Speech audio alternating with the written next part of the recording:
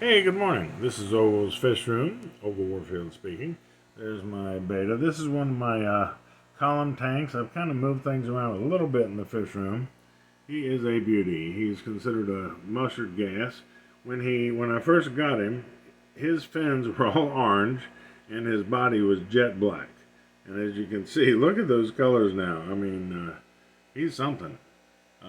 His body's turned into like a teal blue. I've still got orange and red on some of his fins, but look at I call it ticking, but the black kind of outlines well, he decided he didn't like the camera. Okay, well, anyway, I moved my zebra uh, danios over here because they were in a smaller tank, and I just didn't think they had enough room. Uh, they just got fed, so they're hanging up at the top right now, but they will come all the way down, and they kind of a upper area fish, but they'll look around. Anyway, uh, well, okay, we have to move on because the beta left. Anyway, uh, this is another same size tank. They're 12 by 12 at the bottom, which I like because they don't take up a lot of room. Um, Laterally and then vertically, here's another little boy that's blue and red. He is just magnificent.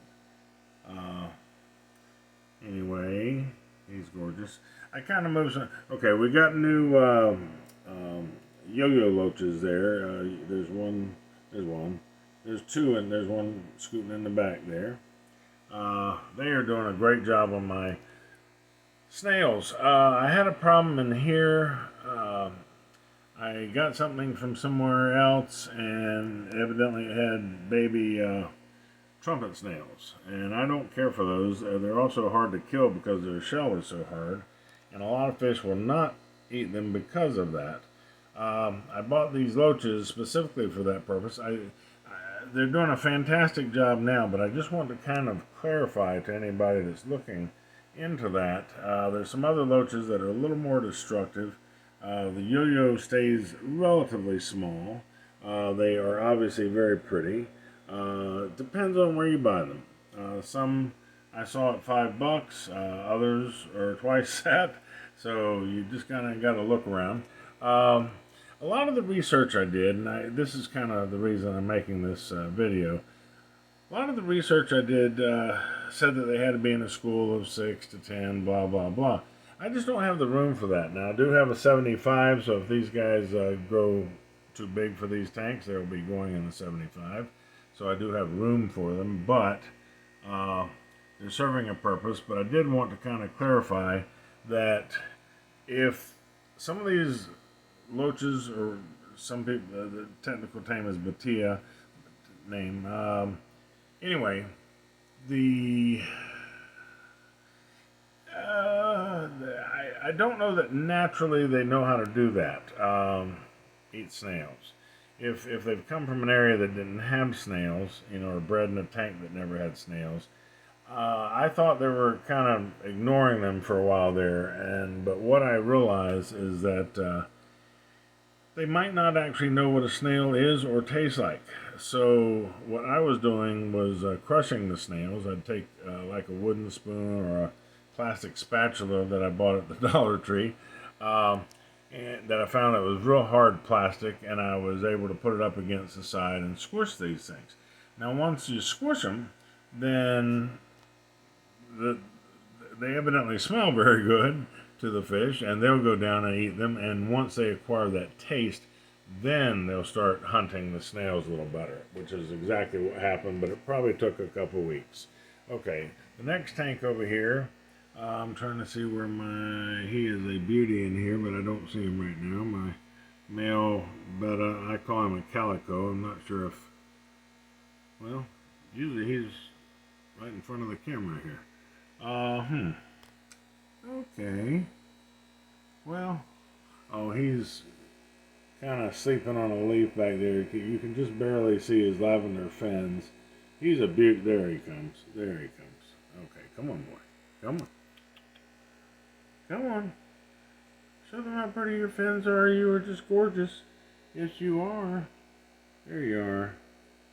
body's mostly, there he is, there he is. Look at those fins, look at those fins. Beautiful, absolutely gorgeous. I think he's technically considered a twin tail. I'm not sure they had him labeled as anything else, but to me he looks like a calico cat. So that's what I'm calling him, calico. Anyway, we have coolie loaches in almost every tank. I love them for cleaners. We've got, I moved this school of neon tetras from another tank since we've talked last, and they're over here. They seem to be very happy. They've got a lot more room because they can go up and down. A lot of structure in here, as you can see. We've got, actually I just planted that crypt today. We've got the coconut hut, and I've glued Java fern onto that, baby Java fern. I've kind of explained that before, I believe. When my big Java fern produce babies, I peel the babies off, put them in a little tub of water, and wait till I have enough. And when I do, I will pull something out of the aquarium, like the hut or even a rock, and glue with super glue gel, has to be gel, on to a structure of some kind. As a matter of fact, here's one right here, a clump, that I know it's hard to see, but they are glued to a rock. Now, of course, the viney things are their roots, and that's okay to go in the ground, but not the rhizome itself. So a lot of people kill these by burying them in the ground. So they're glued to a rock, and that's what they like. They want the movement of the water to pass through because that's how they feed. Anyway, I think the neons look a lot better in here. I also moved this piece of wood with a gorgeous piece of wood with Anubias on it. I don't know that you've seen that before. This is a new piece right here with an Anubias. I moved my spider wood, was more stuck in the back with the limbs coming this way. I moved the flat part over against the glass, and all the limbs are out here, and then I have simply rested, if you will. You can see that piece of wood sitting on one of its limbs, because I wanted to get something up higher. I like height. So as you can see, the Anubias is attached to the wood. I do that a lot. I trim my other Anubias and attach it to pieces of wood, and I find that gorgeous. Okay, the next one over is the same type of tank. We've got a couple, actually 3 cory cats in here. Got some little shrimp swimming around there. We've got about 4 or 5 coolie loaches. Again, cleanup crew. Couple of nice pieces of wood with the Anubias on it. Now this is a huge, oh, there's a pretty boy. Now for those of you that have been watching my channel, this guy started out as pure white, and the fins were not white, they were clear. They were so clear you almost couldn't see that he had fins. I mean, they were just perfectly see-through. Now look at these colors now. You know, this is what proper feeding and just clean water, taking care of the darn thing, and not having him in a friggin' bowl will do for a betta. He is just gorgeous. Look at that. He's got blue, red. I mean, none of that was there when I got him. None of it. And none of those spots were on his body. I mean, he was pure white with clear fins. They were having trouble selling him because he wasn't very pretty. But look at this. He's just turned out to be gorgeous. And obviously he's realized that I'm the guy that feeds him. Anyway, okay, we're going to move back, show that whole tank a little bit. Move over to the, you've heard this story before. But this little girl, where is she? Oh, she's right up at the top here. This little female betta, she's white with very pale blue fins. They're getting a little dark blue speckling in them right now. She's a big girl, I tell you. She's an old 2.5. She was at the store for a very long time. And some of the people at the store kept trying to convince me to buy her, and I kept saying, I don't have any other tanks. I mean, I simply don't. I've got 14 tanks right now, and I just don't have any room in my fish room. But anyway, I had gone out. I saw her for a while. She seemed like she was there for weeks and weeks and weeks. I looked on Marketplace, I believe it's called Facebook Marketplace, and found this little tank. It's only 2.5 gallons, but it's a little Aqueon. It comes with a little pump, which is over on the left. I put the sponge filter in there. Comes with a hood and a light. I put my own lights in because I prefer that. Anyway, but I ran across this for 15 bucks. So went and got the darn thing, set it up, came home. I had all kind of, I've got enough stuff I can move it from other tanks. Put some sand in, piled up the rocks on each side, put a piece of wood with the Nubius growing nicely on it and almost to the top of the tank. No, it's not a big tank, but anyway, as you can see, she's happy. She does not swim back and forth like she's upset. She just chills, swims around, looks for food. She seems a happy camper. Now, you may or may not have heard this story before, but I had her for a couple months. I just never had a tank this small. I used to have humongous tanks. We won't get into that, but I'm really getting into the betas right now. I'm just loving them, loving the variety that I have, and I thought it was just too small. So anyway, one of my in the tin, which I'm going to show you over here in a minute, one of my betas passed away, and I decided to put her in that tank. Well, the only other things that tank had in it were two, I still have them, two Cory cats and two coolie loaches and a few shrimp. Well, I put this female, which they're supposed to not be as aggressive as the males, but I've never had a male do this. She went crazy in that 10-gallon trying to kill everybody. And I mean, seriously, I don't mean she was just nosing up to other things like some of the betas do when they're just trying to, take over dominance in the tank and just say, move out of my way or something. No, she was grabbing everybody and just jerking on them and would just go from one to the next to the next. I mean, it was, she didn't leave anybody alone. So I whipped her back out of there, put her back in her tank here. She's been there ever since, and as you can see, she's happy. She does not look frustrated. She does not swim back and forth and like she would if she was upset. She doesn't seem to mind the smaller tank. She just wants to be alone. So now I do have feeder shrimp, ghost shrimp in here as the cleanup crew because she will not put up with any other fish. The shrimp she seems to leave alone. Why? I don't know. Anyway, she seems to be happy. Okay, this is my last column tank. We've got another pair of, well, he was there a second ago. There's one. Well, they move fast. Where is he? There he is. Okay, another pair of yo-yo loaches over here. Had a little snail problem in here. They've done a fine job. Again, I'm just going to reiterate or repeat myself and say that it may take a couple weeks for them to learn what a snail tastes like. You may have to squish a few to get them to understand that. But this is another mustard gas.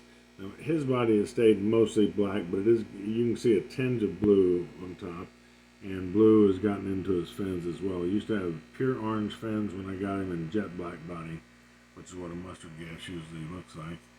But as you can see, they change over time. So anyway, we have a beautiful, beautiful piece of spider wood. I'm sorry, I'm trying to back off. The crypt is doing fantastic in this. I put this in about 2 weeks ago, and it's just going nuts, which I'm thrilled about. Again, the Vallisneria is doing wonderful as well. Look how tall that is. This is 20 inches. Well, I mean, the tank's 20 inches tall. This isn't quite that, but it is pretty tall, pretty close. Added this rock this morning. Moved it out of a different tank. I was moving some stuff around, and wanted a little. I like unevenness of. I don't know. I just don't like flat bottoms. Anyway, this is looks like that. Okay, here's the tin. Now, what I did different since you were here last, or since we filmed last, is I put a divider in this. This is nothing more. This is not fancy. This doesn't cost a lot. This is a sheet of corrugated plastic. It has no sponge, no paper in it. It's pure plastic. It kind of looks like cardboard if you looked at it from the side. It has kind of a weave in there. Anyway, you can get this at, I got it at Lowe's. basically they sell it for signage, like house for sale, whatever you want to print on it, you can, and it comes with a metal rack that it sticks on. But anyway, if you can find it somewhere else, sometimes Office Depot has it for $5 for a sheet, like 20 by 30. I basically just cut this. Make sure you cut it tight. I always cut it bigger than I think I need it, and then I cut slivers off at a time until it fits. But you want it tight, because I notice a lot of people on YouTube, they talk about all these fancy brackets and all this other stuff you have to have.